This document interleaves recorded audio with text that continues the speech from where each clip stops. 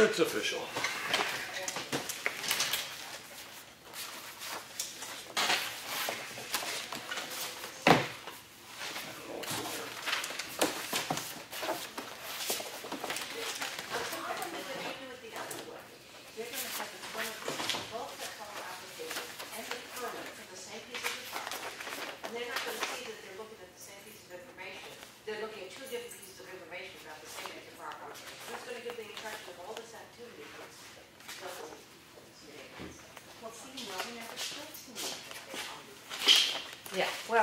Well, we'll straighten out the communication.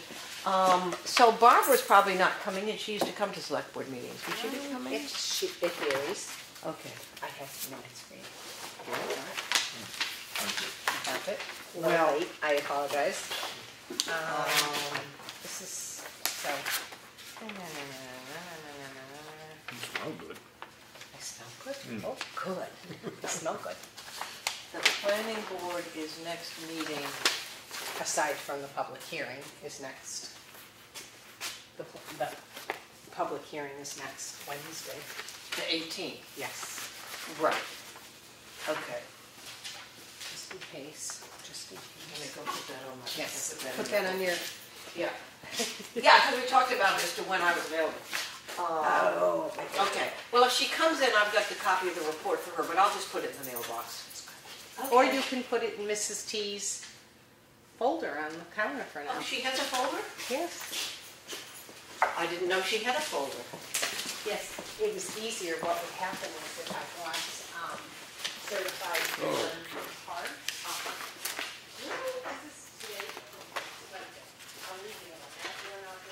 So what I did was I hold it tonight and get things out.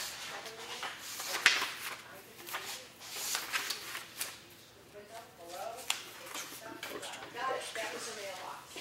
Oh, okay. Super. Now I need a mailbox out back. Then we'll be all set.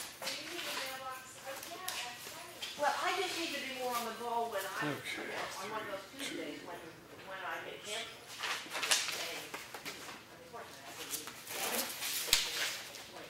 But I did come in a little early to get some work done, and I went, I could have dealt with mail.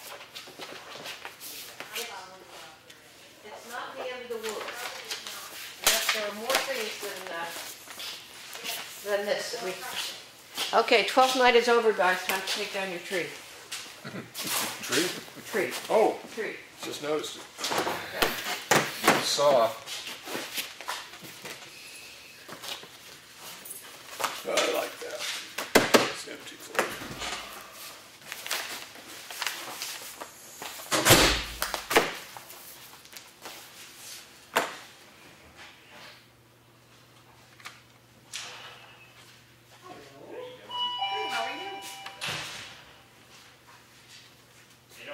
I'm doing well.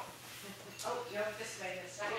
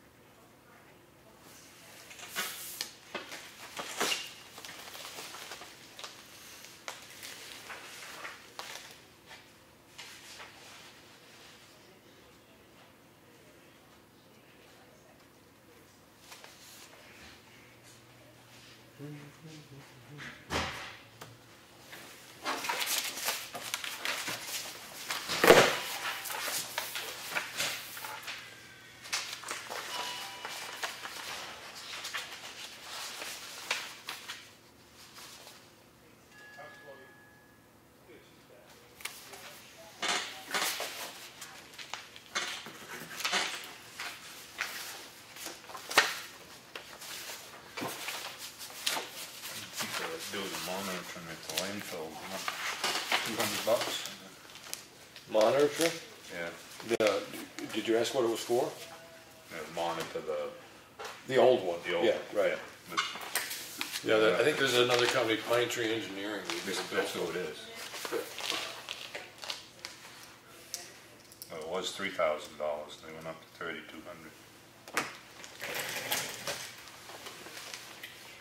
And then another $300, we billed by somebody else for the water test. Probably a lack of competition there.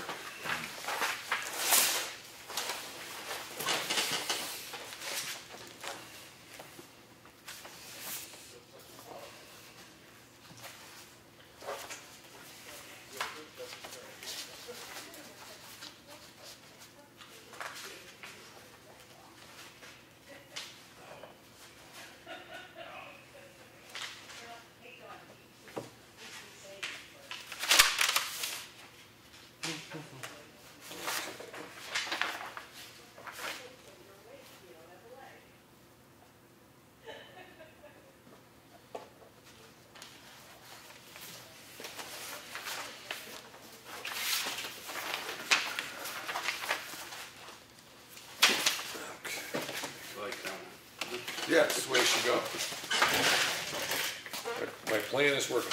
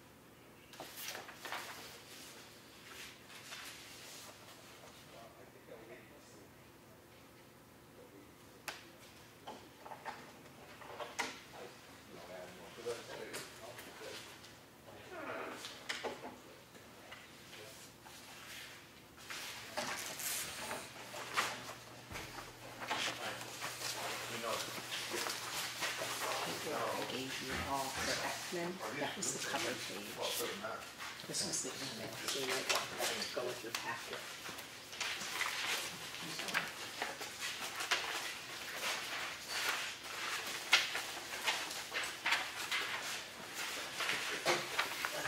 This is the page to go with the Effingham package. This was the email I sent.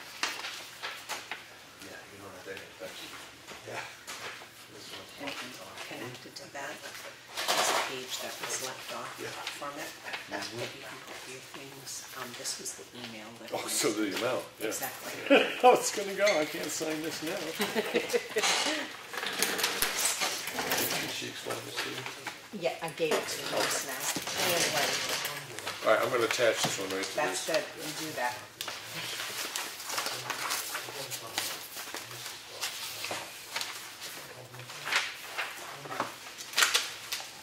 Oh, no, just wait.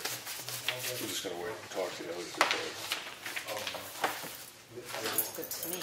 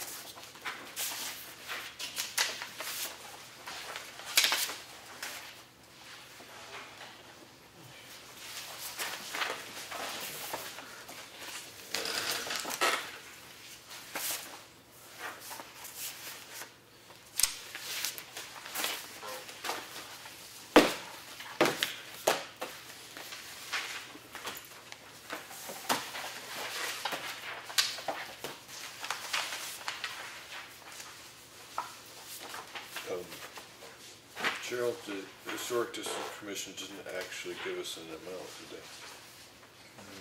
Yeah. No, they did not. They're, Can you speak to that when it Eric's comes up? gonna Yeah, be but here I- today, I think. Wrote it down, But Eric, 600 and, Okay. around $600. It was established at the last meeting what it was. Yeah, last night we counted. Okay, it. well, I can just state, for when we get to it in a minute, stipulate that as established at the last meeting, we'll accept the funds as established at the last meeting. Yeah, he said he was gonna be here tonight. Yeah, okay, good enough.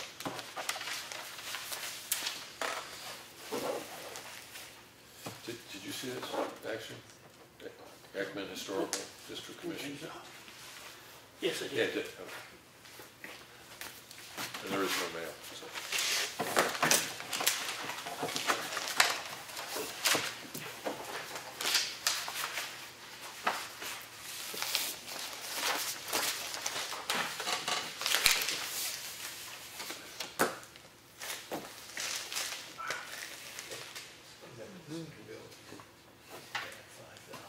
Yeah.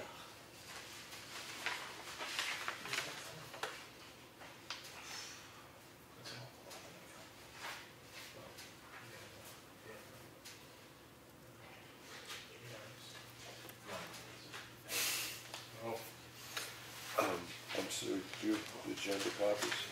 Or they're here? no, Oh, yeah, I'm sorry, yeah, I beg your pardon.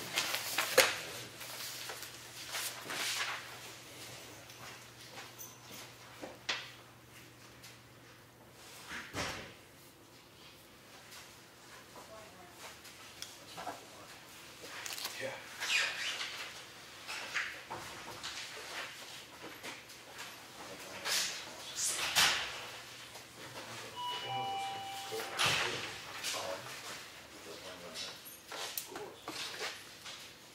Take responsibility.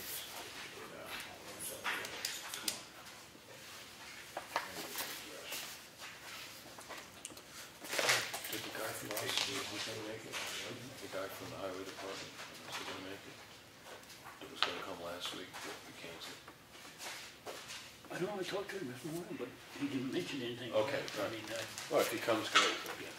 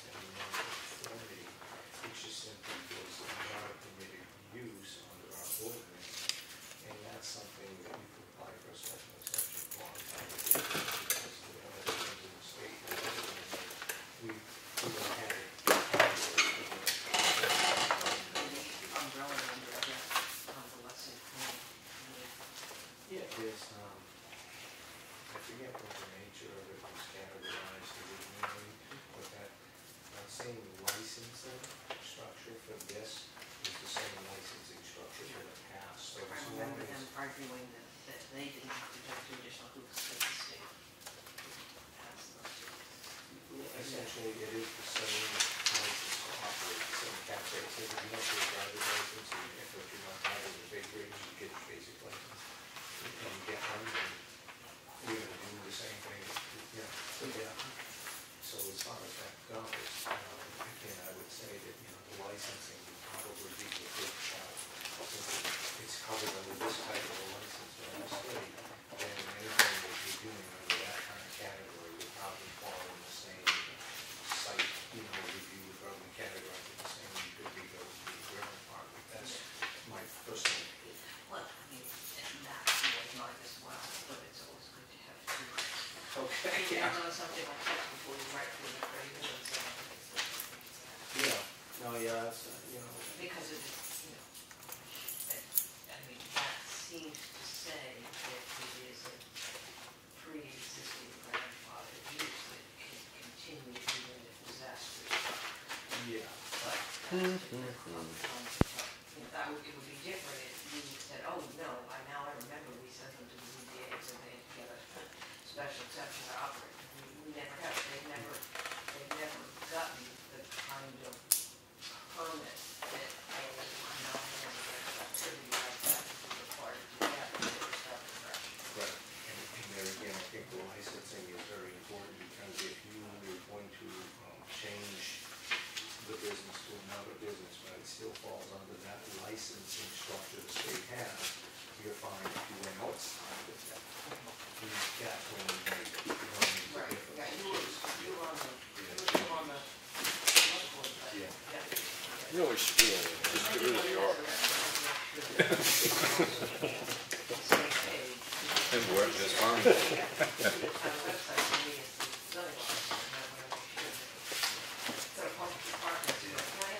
Excellent, any problems in your warrants?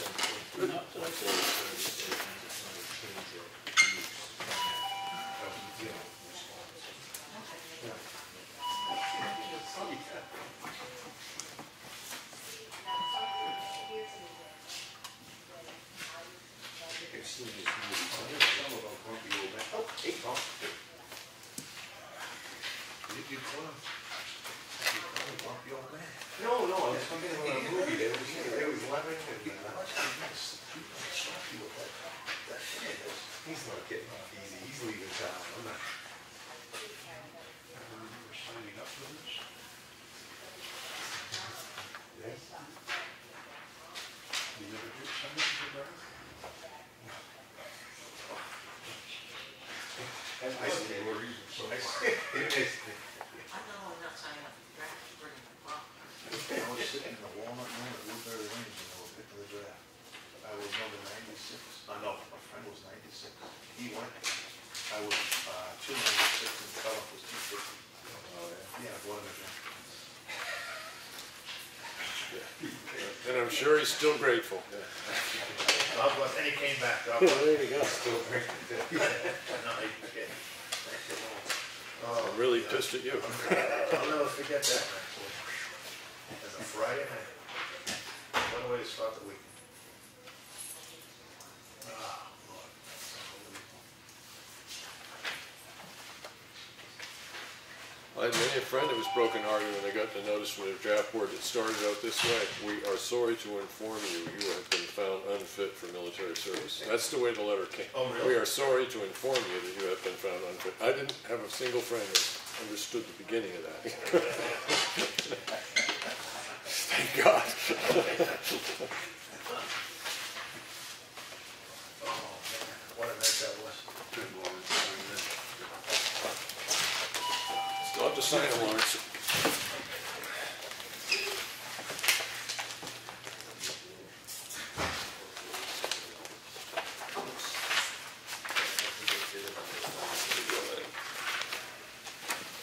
Lawrence, I kept one thing out of the signature thing, because it's just one, the thing from back then, for the 2000, and I'll just bring that up as a simple issue. Pledge allegiance. Oh, I'm sorry, Lenny, I thought you were done with that. Well, I thought you had already done it. Beg your pardon. Almost. Yeah.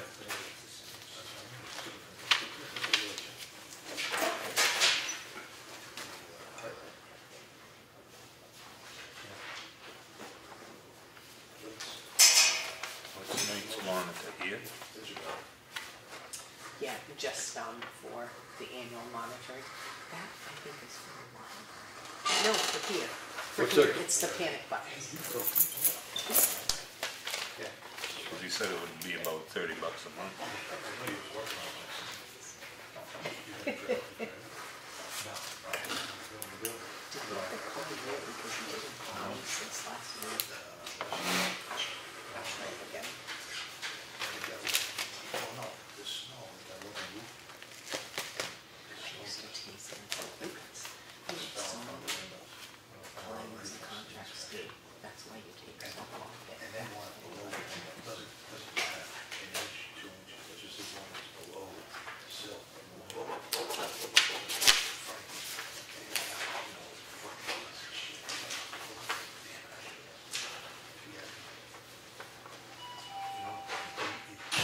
What he's gonna do now is, you know,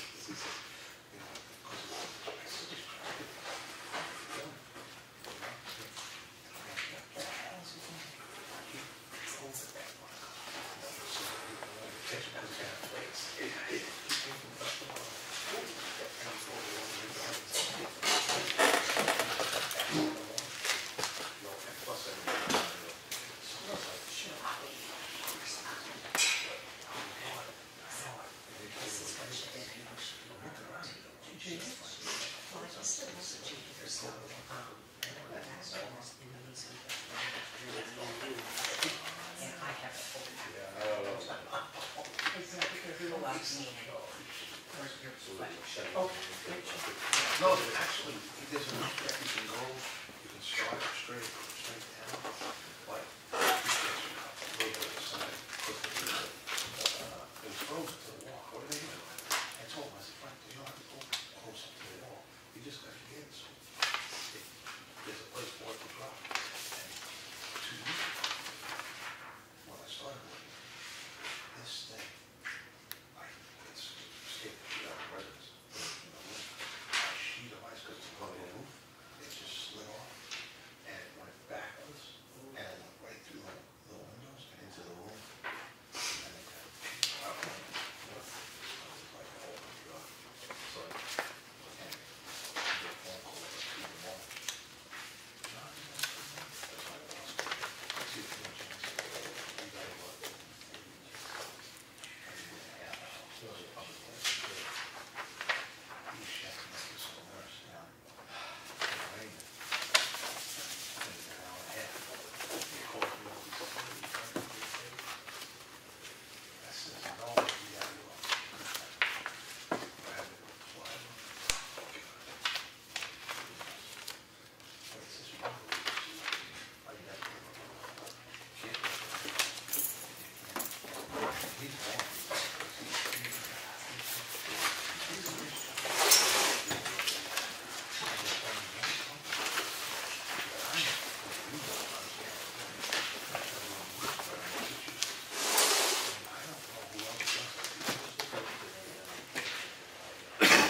All set?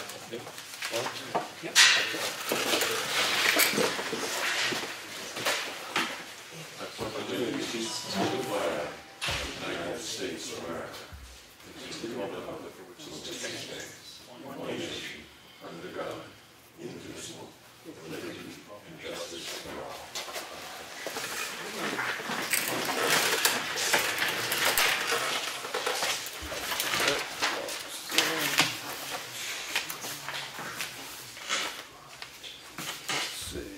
I make a motion that we accept the minutes as presented January 4th, 2017.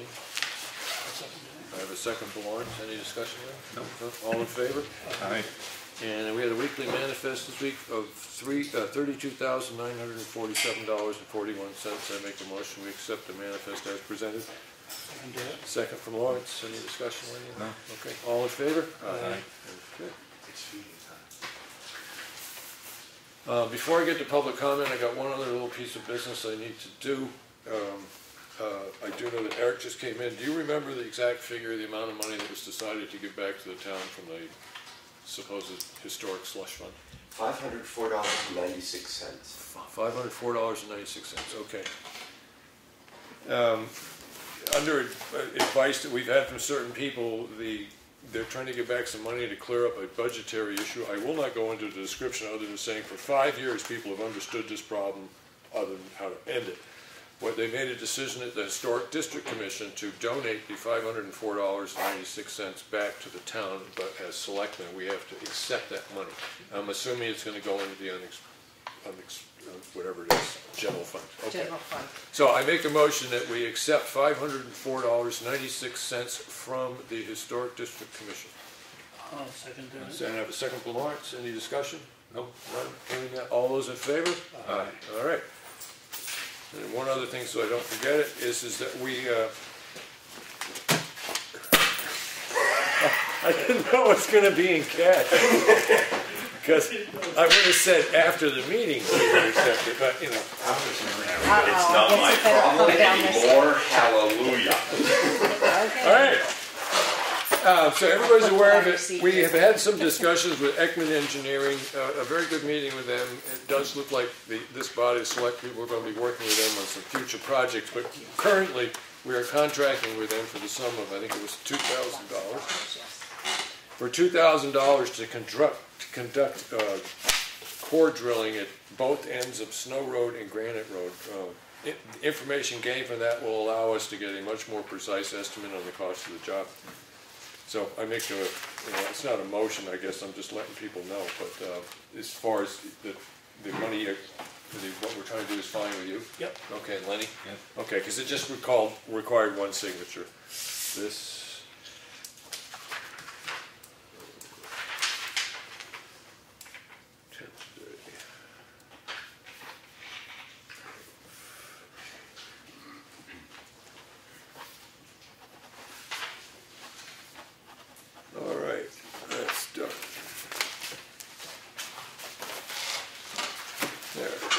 Public comment. Everybody's on there, except for Tom was actually writing in a book. Oh, old school. Everybody behind you. Oh, it's everywhere. Yes? Dave Strauss, Jack Russell. Last night I made a presentation before the school board on as far as the proportion formula for the tax rate for the school portion of our overall tax rate. Okay. And what that had to do was, as you know, our tax rate fluctuates so much from year to year. Yeah. So the last year I've been analyzing what the school has been doing.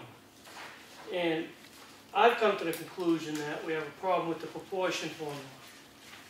So what I did was I went to the school board and I gave a presentation of how 1.2% of last year's school increase caused us a $1.10 increase in our tax rate. So 1.2% increase of our... And the school budget caused us a $1.10 Right. increase in our school. And this year, we have a 2.2% increase in the school budget, and we're going down to $1.12. So my concern to them was, how can a town budget be controlled when 1/6 of the town budget is fluctuating from year to year? Right. So I pointed them to... I'm sorry, 1/6. Just our town budget, $6.70. Oh, okay, I got you. Okay. And so what I did is I pointed them to their own distribution school tax formula, which shows 3 towns since 2009 have a stable tax rate through all the increases since 2009, all the way up, a stable tax rate increase. 3 towns are fluctuating wildly. Okay. 1 town in the middle, Espie, is starting to go the other way. It's fluctuating? It's starting to fluctuate. Okay. And from my analysis, that has a lot to do with the formula of 25-75. What they do is they take a budget of $50 million, they say 75 is against students, 25 is assessed value. They have formulas to figure that all out in between, and we'll get into that. But what that's doing to us is because one town is so property rich and going up a lot higher than the other towns, it's causing a huge difference in disparity, because just a few students on either way is also affecting us. Right. So us, 3 small towns, and possibly going to be 4 eventually, that carry a more percentage burden for schools and a tax rate than the larger ones, are more affected by the student swings, they call it ADM, and the reassessment values. So now, an interesting fact on that is when you compare the percentage of burden last year of what it was to your tax rate for each of the towns. Tuftonboro, 58%.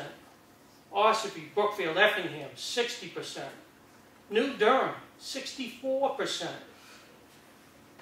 Poasttown, 51%.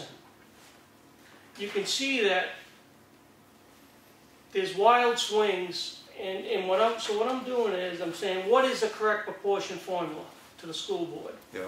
I can't tell you what it is, but what I can tell you is there's a study in 2014 by Hollis Brookline that found 41% of co-op towns in New Hampshire were 50-50. Only 3% were 25-75, which is ours. The rest are a mixture. So in some towns are evaluating that every 5 years. And I believe that's what we need to do. So what I did is I requested them... You said, sorry, you should evaluate that. I need a little more... Evaluating the proportion formula. Okay. So instead of 50-50, Right.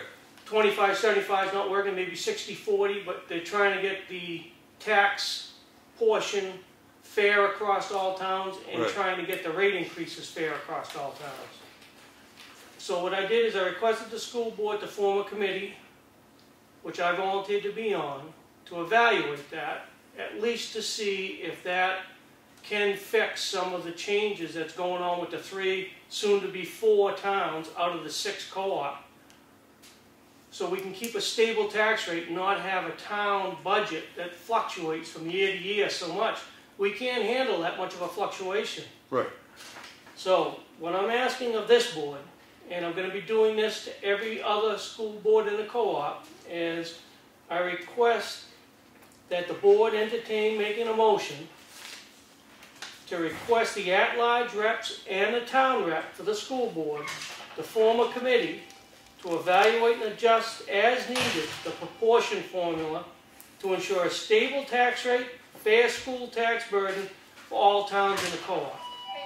Okay, you said to form. Do you mean to support the formation, or do you mean you want them to For actually... them to form a committee. Okay, because I was under the impression you just said that you had offered to serve on the committee. I That's the offered, one you're if talking... they actually did create a committee, I offered to volunteer to be on that committee. Okay, So what I'm asking the board is to entertain a motion to request the at-large reps and the town rep to form a committee to evaluate and adjust as needed the proportion formula to ensure a stable tax rate and fair school tax burden for all towns in the co-op. right. I have no problem with that, but overall it sounds to me like the primary interest here was really in the sense of a stable tax rate.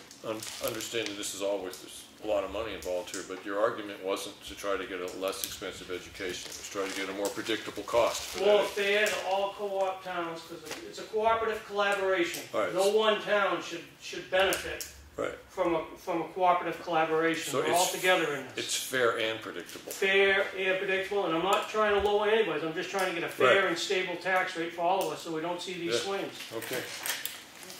So I'll be presenting this to each select board of the co-op, asking for them to do a motion to request their at-large and school reps to do that. Right, so that would be an official letter from the selectmen. Correct. Okay. Do you guys want to have time to think about this, or do you want to make a motion now? Well, as I see it, the larger towns pay a bigger portion than we do. Well, it has nothing really to do with how much money the town spends. It has to do with what portion of their assessed value goes into the school. What portion of the town's wealth goes into the school. So yes, a big town like Wolfboro puts a lot more money into the school, right? but the effect that that has on the running of the town is significantly less, because they have a pantload more money than we do. Yes, so if we go and equalize this, we're gonna be paying a lot more. Okay, This is not an equalize, Yeah. this is just a committee to evaluate the formula, try and stabilize it so you don't see such high swings. right. To find the right mixture So, of the proportion formula. one It of the may be 75 and 25 doesn't work, it may be 70 and 30.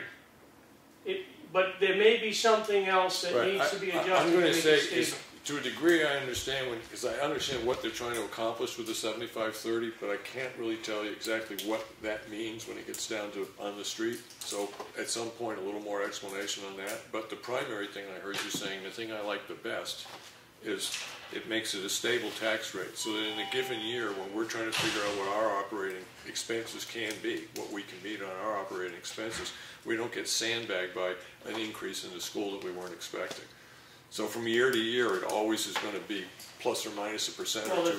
if you went just on students, from last year's tax rate, Right, and the whole school went just ADM, right. instead of 75-25, assessed value in students. Mhm. If we went just on students, Effingham would increase almost $500,000, and Wolfboro would go down to almost $80 cents a thousand. Right.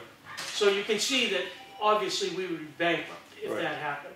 So that formula can affect you on fire. So what is the correct formula? Right. It has to be adjusted, it has to be looked at every year. Right now, that hasn't been adjusted Right. since they've enacted it. Yeah, you got a good head for numbers, and it took you a year to get to a point that you could really give a cogent discussion on this. So all we're asking for is for them to form a committee to look at Right. it. Yeah. They may say, no, we're not changing it. That's all I'm asking. Okay. Lenny? Study it. I agree. So I would take it, Lenny, that if I made a motion, you might second it. Lawrence, do you have anything else you want to say? It may not change anything, like But Dave said, there you at go. least look at it. But, yeah, Okay, so, doesn't hurt to look at so it. if we agree to this, it just basically means the selectmen will write a letter that we would request that the at-large and our particular representative to the school board help to form the committee. Yes? Okay. All right, so I make a motion that we get in touch with the at-large school member board and our town rep on the school board and ask them to help form the committee that has been proposed by Mr. Strauss. You need the exact wording, Cheryl. Yeah, okay. And so I have a second. Any other discussion with the board? Okay, all in favor? Aye. Aye. Okay. Thank you.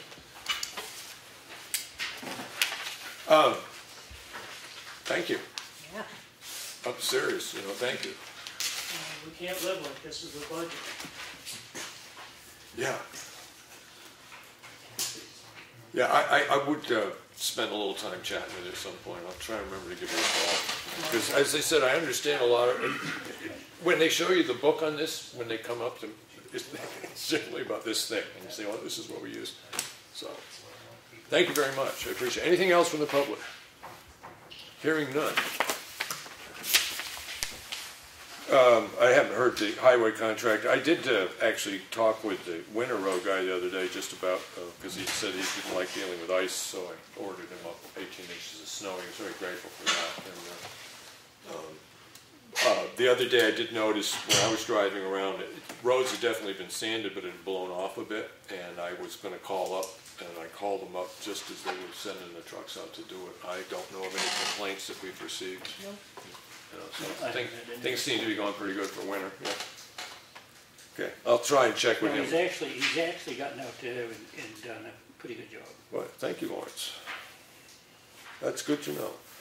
All right, we had a work session today, and we had lengthy discussions on bridge funding and stuff like that that we will probably be presenting to the budget committee tonight. Part of that discussion was also just sort of a look at the amount of money the town has traditionally spent on road work and how we're going to divvy that up. And that'll all come out during the budget committee hearing if you want to stay for that. Same thing with the Green Mountain, that's all part of that. We are aware that we have to start looking at summer road contracts and winter road contracts. I think just because it came up here, the biggest issue I had I have heard about the existing summer road contract we have is about that inspection part of it, so that when we start looking over it, we need to pay attention to that. But other than that, I don't know much that's questionable or non-functioning.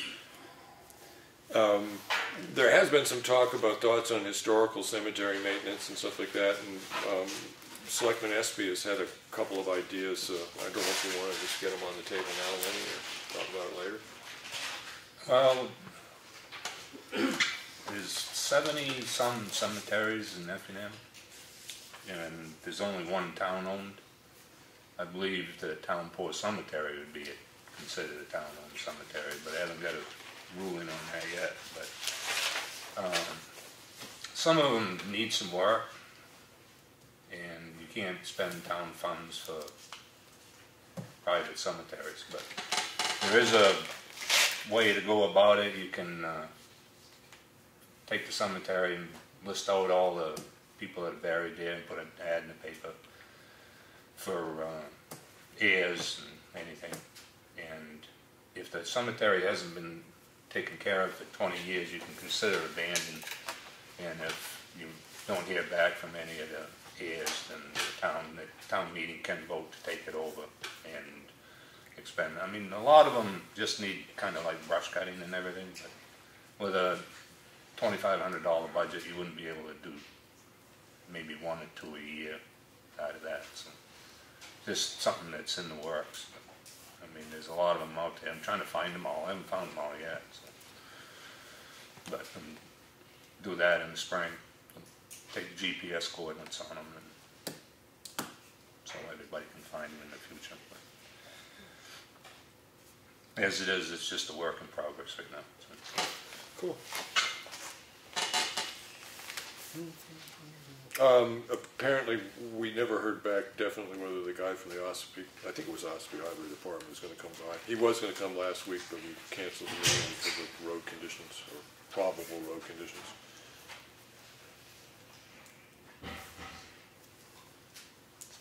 Ekman Engineering is the one I was talking about. And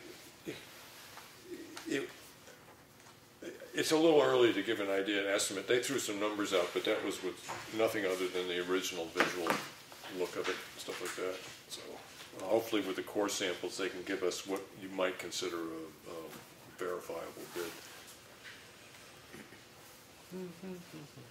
And it has been brought up about establishing a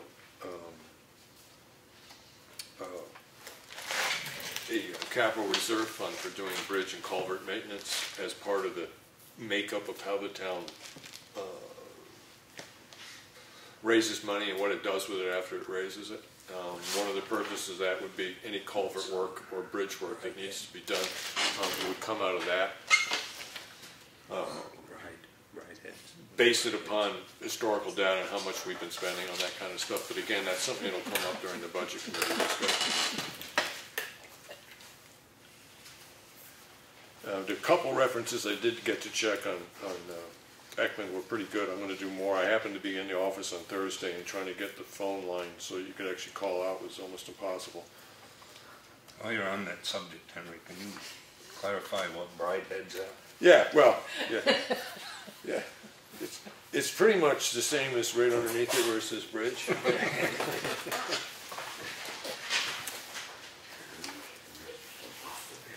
See, my problem is now my computer will spell a word itself as you write along, and the reason I like computers is I can't proofread to save my life, so now it's making it worse.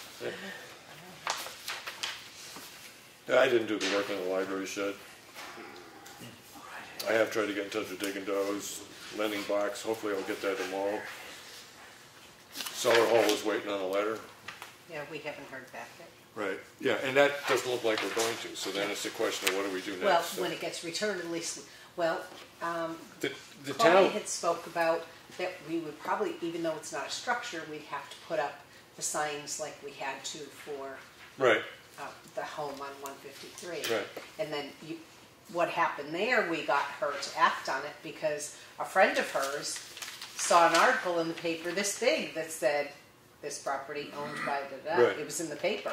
Yeah. And the friend friend called her and said, you better do something about that. Right. And then she immediately called you. Okay, well, yeah, let me put that on my list of next step.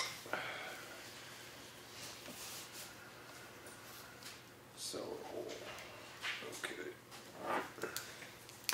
You're up, Lawrence. I haven't talked to Ned yet about the Bowman Road. Lawrence, I'm just gonna move that down for next year, because, I mean, that's the kind of thing we're trying to get done by spring, so it doesn't come up every single week. And I emailed him twice, I haven't heard back from the DES, Adam, calls Adams. Okay, And the Elm Street pothole, I did take care of that. I went to skiing, because we couldn't find none, nobody had any. what, And coal patch? Coal patch. Yeah, The only place they could find it was in Hooksett or in Wells. okay, it's a $400 delivery fee, So for I $75 worth of truck. When I called Ossipee, Yeah. I talked to Chris, and Chris says, skiing has it in a bag. And I said, no, I didn't think it was Right. coal patch, but I said, I'll check it. So I went to Skiers and checked, and it is, it's driveway patch, but it's It's just what coal- it is. It is coal And it's patch. kept in a non-freezing, Yeah, 60-pound bag. So I Yeah. bought 10 bags. yeah, And I did, I put it on the hole on Elm Street, and I put it on the hole on Pine River. so it took that much to do it, or did you? No, I only used 4 bags. 4 I bags, have but we 6 got other bags stuff, yeah, in my cellar, just pellet store warming up. yeah. Because it was frozen chunk. Yeah. They have it outside in a shed, Right. so it was frozen chunk when I got it. But it does, you know, you Right, want now, to. I appreciate the fact that you're Yes. keeping town-owned stuff next to the thing, because it'll work better when we need it, but just so you're aware of it, somebody may complain about this. Well, I do. I've got 6 bags, So, all and right, it's $15.10 a bag. so we fixed that. If we had gone down and sent him down to pick it up, it would have been $175 just to get it here. But, Yeah, okay. Good but thinking, I Lawrence. just didn't realize that, you know, lumber company would have that in bags. I never heard of it. I never would have thought that. Go But, ahead. Did they hand you, even though they're gonna bill us for it, did they hand you a receipt? Sometimes they do, sometimes they don't. If in the future we'll ask, because when I go to do the bills, I can't reconcile. Oh, then you get 2 of them? Well, then I have to call Skians and say, what was Right. this for, if I hadn't heard that you purchased it. yes, they did. I'm Okay. sure it's in my pickup. Yeah, I'll There we go. try to remember to drop it off to you. Okay, Well, thank you. good work. So that's all.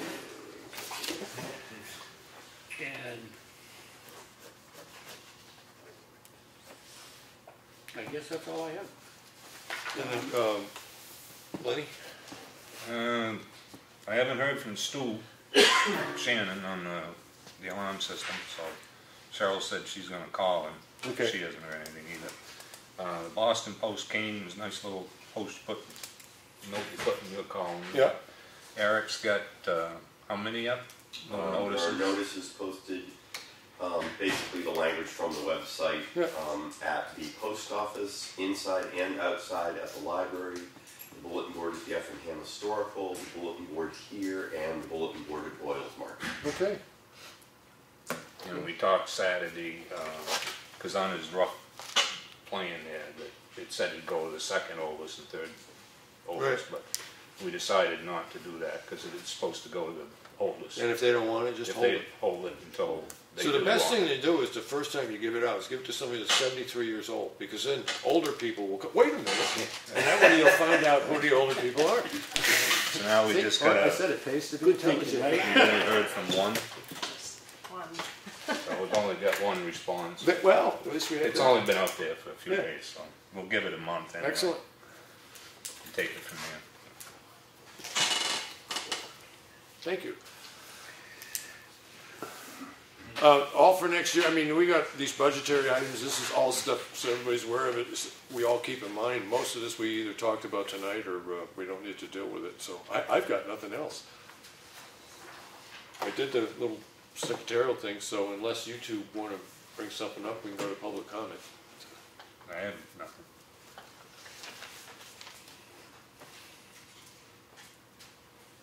Look at this figure, this is disgusting. Yeah. We got too many people calling it our town attorney. We ought to get a handle on that. And it should be a vote of the board before anybody. Well, one of the things that we've done in the past with other boards, because we have the zoning and the planning board and the zoning officer use our attorney, and what we've always asked them to do, and they're polite enough to do it, rather than try to set up a legal line in each department, we have one legal line. And we usually get a request from the planning board or the ZBA to get in touch with the attorney.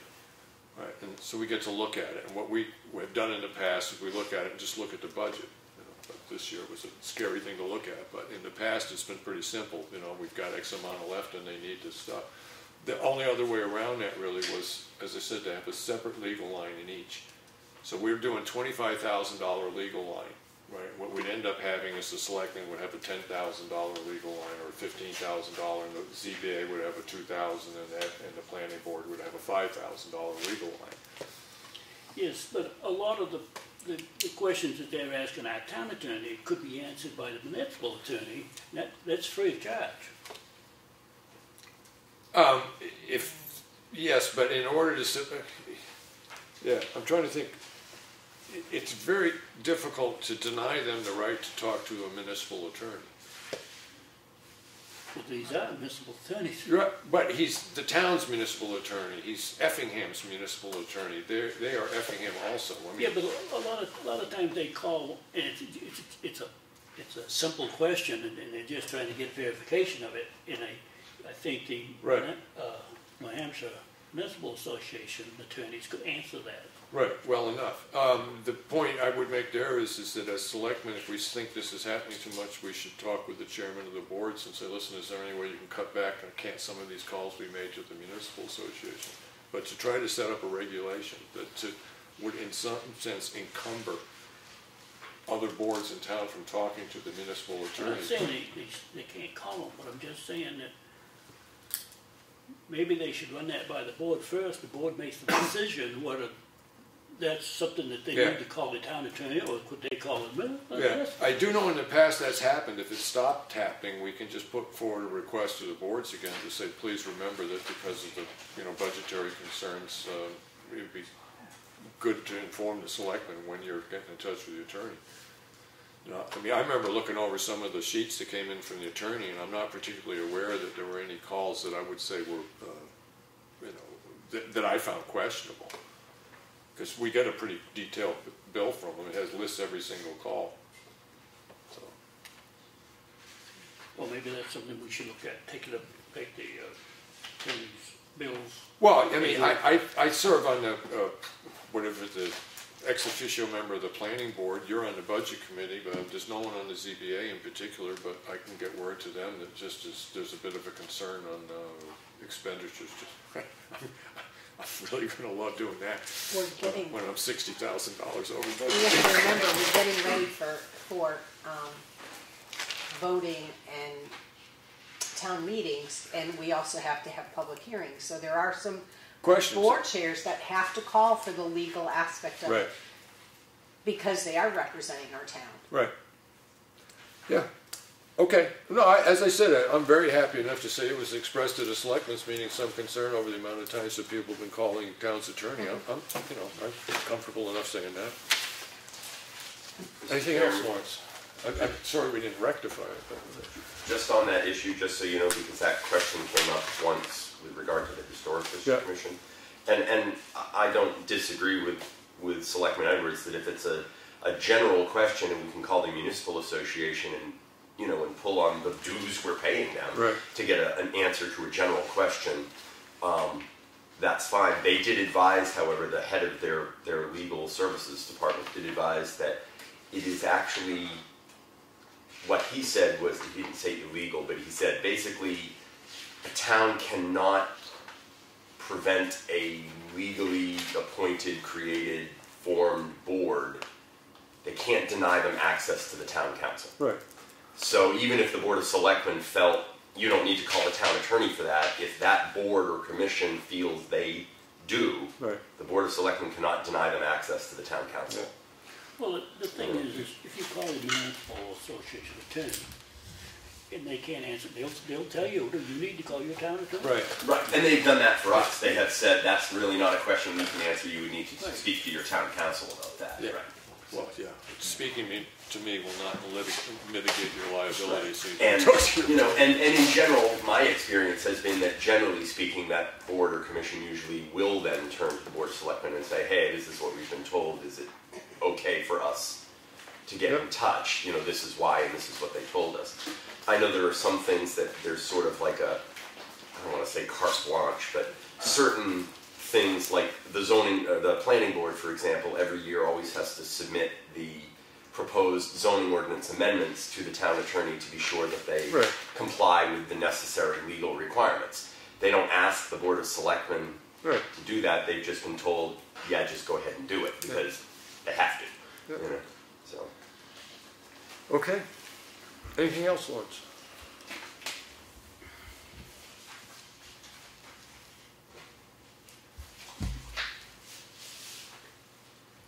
Nope. Good. Yes, that was it. Almost. Start in the front then. Mr. Thompson. Yeah, I was wondering if Mr. Edwards could give us an example of what he feels is a question that's not worthy of talking with the town attorney if we are in question. Well, I just stated that if they call the municipal attorney first and he feels that that's a question that he shouldn't be answering, he'll tell you to call you need to call the town's attorney. Right, and then one would assume from what you have just said is a matter of procedure that we would go ahead and call the town attorney. Well, Are you saying that we should check with you first? I'm just saying that there seems to be a lot of calls to the town attorney, and I'm not sure that all of those calls needed to go to the town attorney. Maybe the municipal attorney could have answered a lot of those calls, and that would have, the municipal attorney is free, and our attorney costs us money every time they call. And so what I'm hearing is an assumption that we're bypassing that first step that you envision, talking with municipal, before we are then sent to the town attorney. What you're saying is we never checked with municipal? Right. That's not true.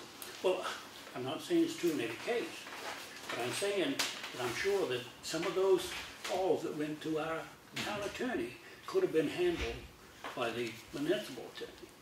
I think overall, I'm going to guess that this year there has been more communication between town people with municipal and or the town attorney on an official basis than probably in any other previous year that I've lived in town. And so though I can understand your broad, encompassing overall universal view of putting everything in one basket, it isn't a practical application when it comes to a board dealing with a specific. If municipal says, we don't want to touch A and give you an opinion, we can't do that, then anything that's attached to A, we need to check with the town attorney. That's why he's there. That's right. And the thing is if the municipal attorney doesn't feel confident in answering that question, he will say, you need to call your town attorney. I mean, he's told me that quite a few times. And so I'm going to take the liberty of an assumption here that we've gone 3 circles, 360 again, and we're back to your proposal that everything gets run through the municipal attorneys.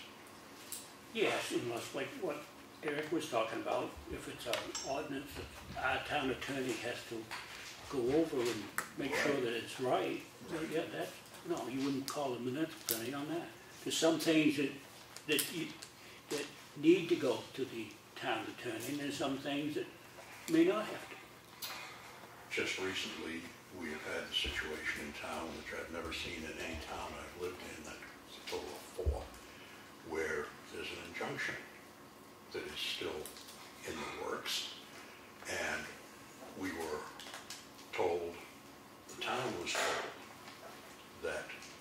people bringing the injunction by the judge needed to get with the town attorney and have questions answered and try and work the paperwork that was missing. And so, as an outsider, I'm guessing that that may be part of the number of interactions with town attorney that municipal couldn't do.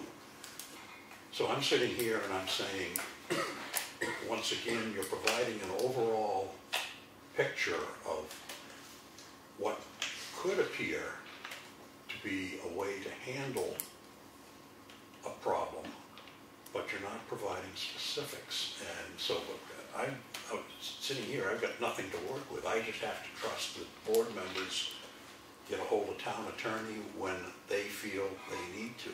They're all aware.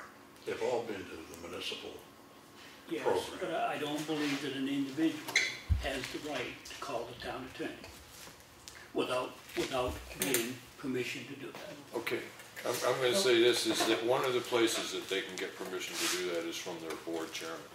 I'm going to make an assumption. I've been on planning boards and ZBAs, and I never once saw a planning board or ZBA member on their own hook call the town's attorney. It had always been discussed. We have this issue in front of the board. Blah, blah, blah, blah, blah. We should talk to the attorney. Does everybody agree? And they go, yes. So then they talk to the attorney. So a decision has been made to do that. Right. But I only know one or two instances in my entire career in the town of Effingham where any public official on a board called the town's attorney without talking to the other board members. So that's rare and should stop.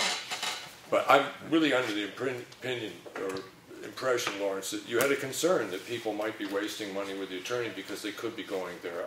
My history with boards and stuff, you've been sitting on the planning board for a while. If you've seen things that have concerned you about their behavior, that's great. But overall, they generally speaking, a board exhausts the possibilities before they start spending money on a lawyer. I've just seen that as a habit of work on the boards. And so I don't have a big concern that there's a lot of unnecessary talking to the town's attorney by the planning or the zoning board or the police department. I've always seen them try to get their free advice. I don't know if there was something you saw on the planning board where the planning board just said, well, let's just talk to the attorney and didn't talk to them. I wasn't picking on the planning. Right, yeah, no, that's what I'm saying. I'm just, in the sense, I really think it was a general concern, yes. If there's something that the We can municipal attorney can We can just ask settle. everybody to use their best judgment. If Right. it's a simple question, call the municipal. Right, First. there you go. Okay, well, you can do that with historical. Of course, we have members of all the boards right here, so, you know, it's, they're all hearing this, but I really do take the original comment, Lawrence, as being based upon a general concern just about where you can save money. Right, I really do take it that that's what you started with, so. And we're back there, and unless there's something drastic about this, you have another topic? No, on the same Excellent. topic, as a planning board member and as the chairman of the ZBA, first off, I don't know if you've actually got a list of phone calls that prompts that statement, because without a list saying that X board is called so many times, I think you really ought to have your ducks in a row when you state that.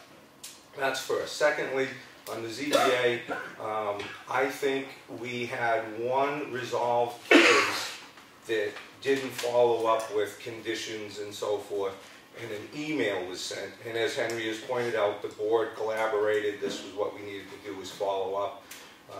We could have chosen to have the attorney write communication letter out to that person and such, that property owner, but we didn't do that. We did an email, and it was short, it was brief. I wrote it. I did the follow-up communication letters, so there was very little communication from the Zoning Board of Adjustment this year with the town's attorney, and no phone calls. Right. Secondly, I'm a frequent flyer at all the trainings in the state. I go for both boards all over, and I use the Municipal Association, as you say, the municipal guy the other week. That's Steve Buckley, and you have Margaret Burns over there as the two legal folks that deal with a lot of their trainings. And I always review anything that's coming from the planning board or the ZBA through that avenue first, so I'm sure the planning board has not been circumventing that option either. As well as, and Joanne is the chairman, she may have had a phone call with the town's attorney, but I'm unaware of it. I think any communications that the planning board has had this year, which there has been very little, has been in email form, to the best of my knowledge. So as far as those two boards, I don't think those things have happened. So phone calls, I know that you've made phone calls, and that hasn't been shared with the board. So, I mean, you can't call the kettle black. Your point's been made. Your point's been made. Lawrence, you had overall, I think the response from the various board members we've had would indicate that your underlying concern is... I'm just stating that if the calls that are made could be made to the municipal attorney, they're free. Right. Yeah, and why not use that service? Yeah, and from everything we've heard, they basically are. Once it gets to the point that it doesn't work, then they, yeah. So essentially, it's good to have the concern, and I think it's been covered. Anything else? Lenny said no. This is your last chance to keep the meeting running, Lawrence. Oh, I'm sorry. Yeah, all right. A little dry in here. Yeah.